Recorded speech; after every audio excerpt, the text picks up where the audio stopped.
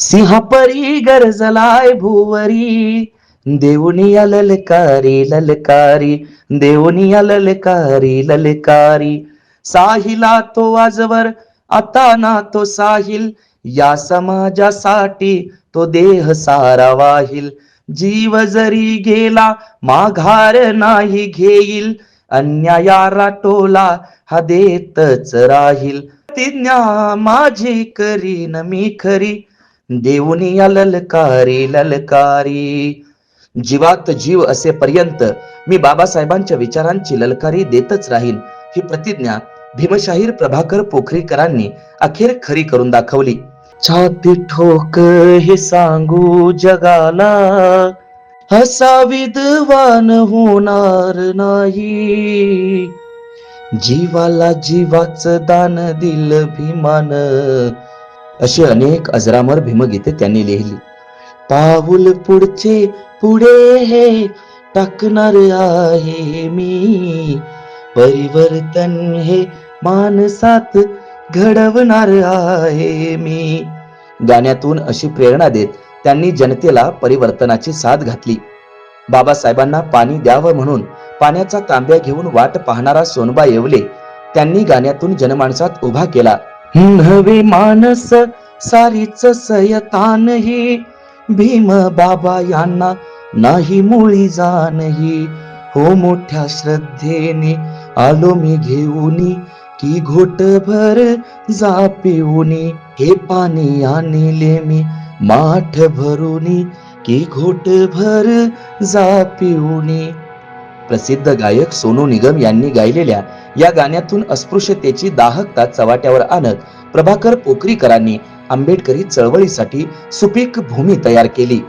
मन माझ गेलं आनंदून, माझा भीम यात पाहून, अग हे नान दिसतया शोभून, बाबासाहेबांच्या फोटोन. हे गाणे केवळ गाणे नसून भारताच्या चलनावर बाबासाहेबांचा फोटो पाहून प्रत्येक आंबेडकरी अनुयायाचा वाढलेला स्वाभिमान आहे. प्रभाकर दादांनी लिहिलेली ही गाणी केवळ गाणी नाहीत, तर बाबासाहेबांच्या विचाराने पेटून उठण्यासाठी तयार केलेला ज्वालाग्राही पदार्थ आहेत. त्यांची गाणी लढण्याची प्रेरणा तर देतातच, पण बुद्धाच्या वाटेवर सम्यक जीवन जगण्यासाठी आग्रह देखील करतात. पुणे जिल्ह्यातील आंबेगाव तालुक्यातील उखळी हे त्यांचे मूळचे गाव. आई वडील अशिक्षित, वडील कपडे शिवण्याचा व्यवसाय करायचे. वडील आध्यात्मिक होते, भजने गायचे. यातून त्यांना गाण्याची आवड निर्माण झाली. पुढे ते मुंबईच्या साखळी इस्टेटमध्ये राहायला गेले.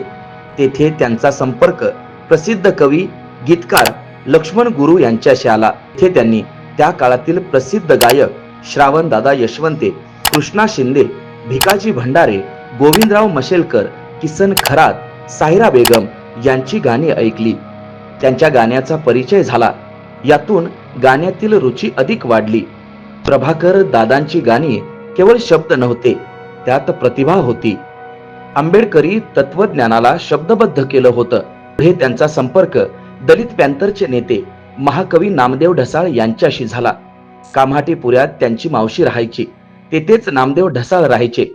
दलित पॅंथर आकारास येत असल्याच्या काळात प्रभाकर दादांच्या गाण्यानेही आकार घेतला.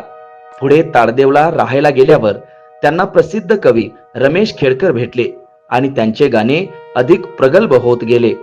आजपर्यंत प्रभाकर दादांनी शेकडो आंबेडकरी गाणी लिहिली आहेत. त्यांनी लिहिलेली अजरामर गाणी कृष्णा शिंदे, प्रतापसिंह बोदडे, प्रल्हाद शिंदे, भिकाजी भंडारे, नवजीत खरे, विठ्ठल उमप, जनार्दन धोत्रे, रंजना शिंदे, चंद्रभागा गायकवाड अशा प्रसिद्ध गायकांनी गायली. सोनू निगम सारखा गायक त्यांच्या भीमगीतामुळे जगात प्रसिद्ध झाला. सोनू निगम यांच्यासारख्या मराठीचा परिचय नसलेल्या गायकाकडून भीमगीत गाऊन घेण्याचा करिश्मा दादांनी केला होता. प्रभाकर दादांची गाणी देशभर पोहोचत होती. त्यांच्या गाण्यांवर अनेक कॅसेट सीडी तयार झाल्या, पण दादांच्या आर्थिक परिस्थितीत फार सुधारणा होत नव्हती. कॅसेट कंपन्या त्यांना त्यांच्या कंटेंटचा योग्य मोबदला देत नव्हत्या. काही कॅसेट त्यांना दिली जायची, ते विकून पैसे कमवा असा सल्ला कंपन्या द्यायच्या. या उलट त्यांच्याच गाण्यांवर भरघोस नफा कमवायच्या. त्यानंतर त्यांनी स्वतः कॅसेट कंपनी सुरू केली. सप्तसूर, करुणा, सुनीता, पी गोल्डन अशा कंपन्या सुरू केल्या, मात्र आर्थिक जम न बसल्याने त्या बंद कराव्या लागल्या. पुढे त्यांच्या नावाचे YouTube चॅनेल काढून त्यांना एकाने गंडा घातला. ते शेवटपर्यंत उपेक्षितच राहिले.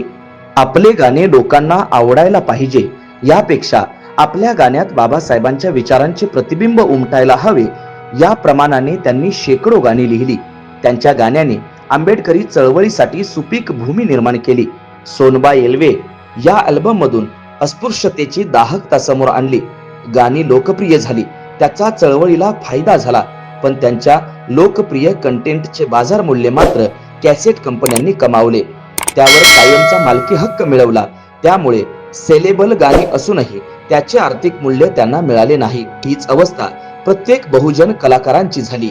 या कलाकारांनी सरफडून भोगलेल्या गरिबीच्या तळतळाटावर अनेक म्युझिक कंपन्या उभा राहिल्या आहेत. बाबासाहेबांचे विचार गाण्यातून पेरत पेरत आपला शेवट व्हावा असे स्वप्न या भीमशाहिराने पाहिले होते. बाबासाहेबांच्या चळवळीशी विचारांशी ते प्रामाणिक राहिले. 2013ला अर्धांगवायू झालेला असतानाही त्यांनी आपले काम सुरू ठेवले.